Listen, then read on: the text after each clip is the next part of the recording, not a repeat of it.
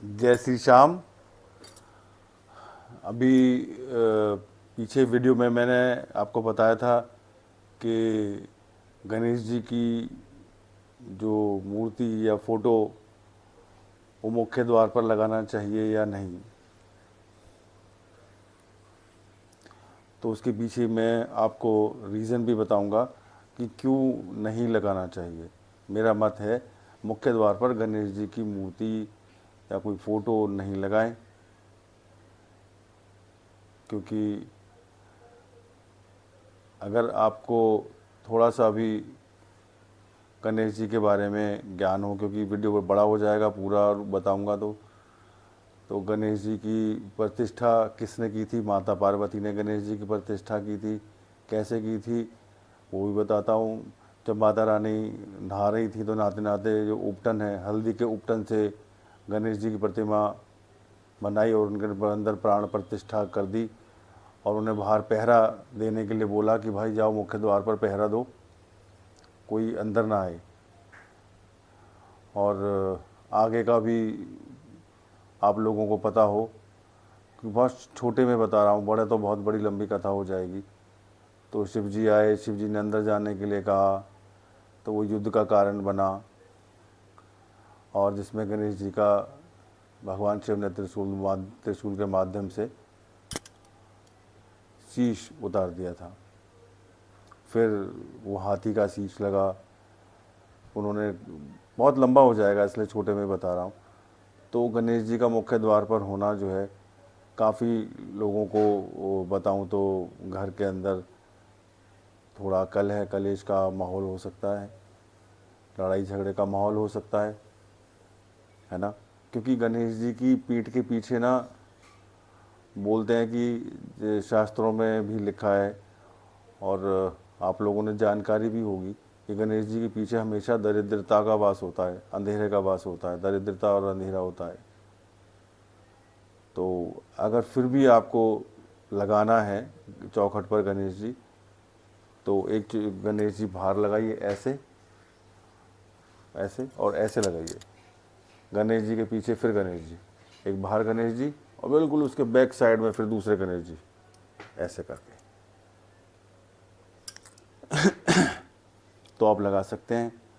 और हल्दी का स्वास्तिक बनाइए, एक चकोर से सफ़ेद रंग के कागज़ के ऊपर या सफ़ेद रंग का कोई गत्ता ले लीजिए, उसके ऊपर हल्दी का सुंदर सा स्वास्तिक बनाइए और उसको फ्रेम करवा लीजिए, वो आप बाहर लगा सकते हैं। तो गणेश जी का ही प्रतिरूप है स्वास्तिक। और दो रिद्धि सिद्धि होती हैं, जो दो हलंत होते हैं, तो उन्हें रिद्धि सिद्धि कहा जाता है। तो वो आप स्वास्तिक लगा सकते हैं चौखट के ऊपर गणेश जी की प्रतिमा के अलावा। तो इसलिए मैं बोल रहा था, बहुत से लोग घर बनाते हैं, गणेश जी का बाहर मूर्ति लगाते हैं। और एक अंतिम और चीज़ बता रहा हूँ कि बाहर लोग ऊपर चौखट पर लगा देते हैं गणेश जी और लगाकर भूल जाते हैं। गणेश जी गणनायक हैं, सब देवताओं में सबसे पहले स्थान है गणेश जी का। अब एक बात बताइए, बाहर गणेश जी की लगी हुई कितने लोग पूजा करते हैं, बस लगाकर छोड़ दिया। क्यों? गणेश जी का आप अपमान कर रहे हैं, आप उनकी पूजा नहीं कर रहे। ऊपर लग बैठा दिया, वहाँ धूल मिट्टी चढ़ रही है उनके ऊपर, है तो उनका अपमान ही तो हो रहा है। तो जब गणेश जी का अपमान होगा तो आपको कौन से ग्रह सुख सुविधा देंगे, कौन से देवी देवता को सुख सुविधा देंगे? जो गणनायक हैं, देवताओं में सर्व मान्य, सब सर्वप्रथम सिद्धि विनायक गणेश जी महाराज हैं, और रिद्धि सिद्धि उनके साथ रहती हैं। शुभ लाभ उनके, पता है, शुभ और लाभ उनके पुत्र हैं। तो जब गणेश जी का अपमान होगा तो ना तो शुभ होगा, ना लाभ होगा, ना रिद्धि सिद्धि आएगी भाई। तो इसलिए गणेश जी की मूर्ति ना लगाएं, और लगाते हैं तो उनकी सफाई अच्छे से कीजिए। हर मंगलवार बुधवार को उनके आगे भोग रखिए, ऊपर चढ़कर रखिए। पॉसिबल नहीं है, पता है पॉसिबल नहीं है, तो इसलिए जो है वहाँ से हटा दीजिए और उन्हें मंदिर में स्थापना कीजिए। और सबसे मुख्य बात, और एक बात बताता हूँ, गणेश जी के बारे में चर्चा चल रही है, तो तो गणेश जी का एक रूप बताता हूँ आपको। तो गणेश जी से आप जो है सुख चाहते हैं, सुविधाएं चाहते हैं और बहुत सारी इच्छाएं पूर्ण करना चाहते हैं कि गणेश जी से हो, तो गणेश जी को हमेशा बुधवार के दिन हल्दी के पानी से स्नान करवाइए, क्योंकि उनकी उत्पत्ति हल्दी के उपटन से हुई थी।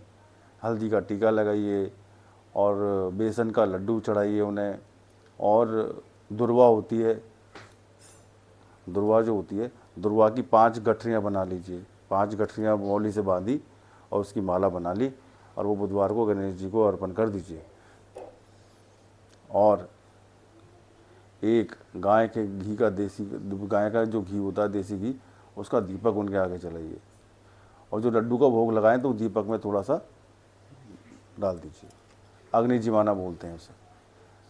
और गणेश जी की जब भी पूजा कीजिए तो गणेश जी से सिर्फ यही कहिए कि हे गणेश जी महाराज, मेरा नाम ये, मेरा गोत्र ये, अपनी पूरी आइडेंटिटी गणेश जी के सामने बोलिए और बोलिए कि मेरे कार्य में जो बाधाएं आ रही हैं, तो हे निर्विघ्नं कुरुमदेव सर्वकार्येषु सर्वदा, मेरे कार्यों में कभी विघ्न बाधाएं ना आए, बस आपका आशीर्वाद मुझ पर बना रहे।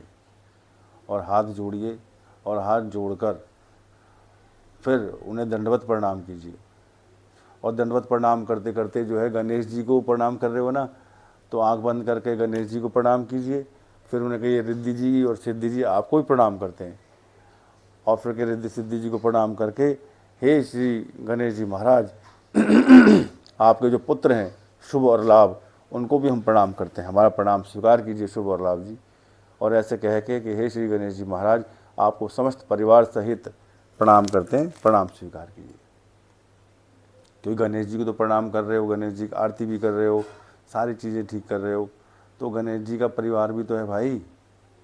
रिद्धि और सिद्धि जो चाहिए आपको, शुभ और लाभ वो भी चाहिए आपको, शुभ और लाभ पुत्र हैं उनके, तो दोनों को भी प्रणाम करो।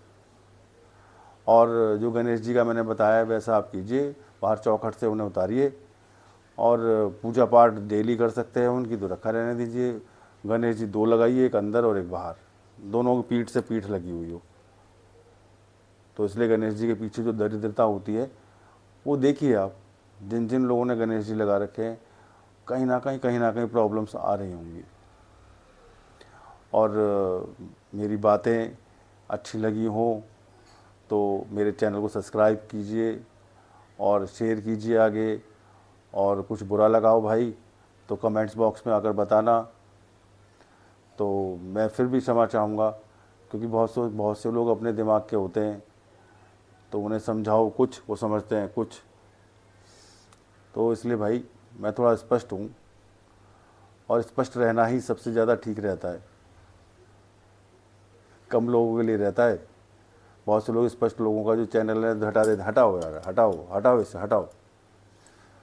तो सब्सक्राइब करना भाई, और बहुत अच्छा लगेगा, इस चैनल को आगे बढ़ाओ, आप लोगों का सहयोग रहेगा तो ये चैनल आगे बढ़ेगा। और सहयोग नहीं रहेगा भाई तो कुछ दिनों बाद हम भी लुप्त मिलेंगे आपको। आपका प्यार चाहिए, आपका अपनापन चाहिए। श्याम भक्त हो तो एक श्याम भक्त को जो है आगे बढ़ने का मौका दो। जय श्री श्याम।